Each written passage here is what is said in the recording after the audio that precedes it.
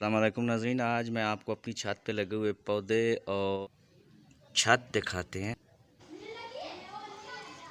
आपकी छत पर या आपके घर के अंदर कम से कम 20 पौधे होने बहुत ज़रूरी हैं, जो आपके घर के माहौल और आपके घर की फ़िज़ा को साफ़ सुथरा बनाते हैं। तो कुछ पौधे मैं आपको अभी दिखाऊंगा जो मेरी छत पर लगे हुए हैं। फलदार भी काफ़ी ज़्यादा फूलदार और फलदार पौधे। 4 कलर विनका के मेरे पास मौजूद हैं। अभी देखिए, ये एक रेड, ये वाइट है, ये हल्का पर्पल है, ये डार्क पर्पल है। ये देखिए, यहाँ से अगर आप देखें, ये रेड है, ये डार्क है कलर।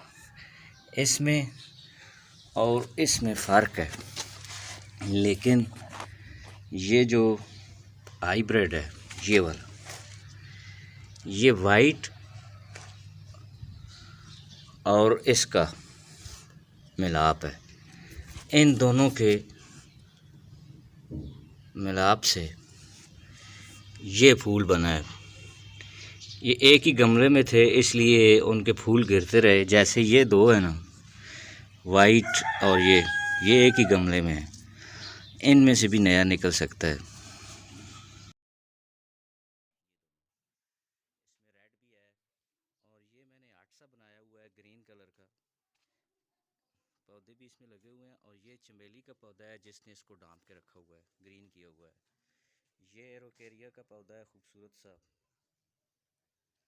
अच्छा, ये इसके अंदर मैं बैठता हूँ अक्सर, ये जो आठ मैंने बनाया हुआ है। और ये इसकी छत, और ये माशाल्लाह से अनार का पौधा है मेरा। काफ़ी ज़्यादा माशाल्लाह इसके साथ अनार लगे हुए हैं। ये इस आर्ट का अंदरूनी मंज़र मैंने आपको दिखाया, और बैठने की जगह भी। और ये बैरूनी, जब बारिश होती है तो बहुत ही अच्छा मंज़र होता है यहाँ पर। अमरूद है जी। अच्छा, खट्टी का पौधा भी मौजूद है, आपको दिखाते हैं जी। ये खट्टी का पौधा है। खट्टी के साथ ही बेल वाला गुलाब भी है, ये जो गली की जानब लटका हुआ है, बाहर की जानब जाता है। और ये मेरे नन्हे मुन्ने चूज़े।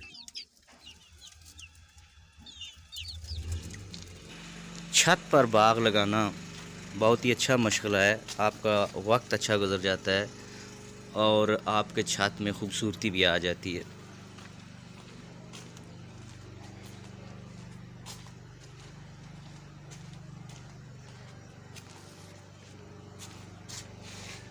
और ये कुछ सैन में लगे हुए मेरे पौधे भी हैं, जो ऊपर छत तक गए हुए हैं।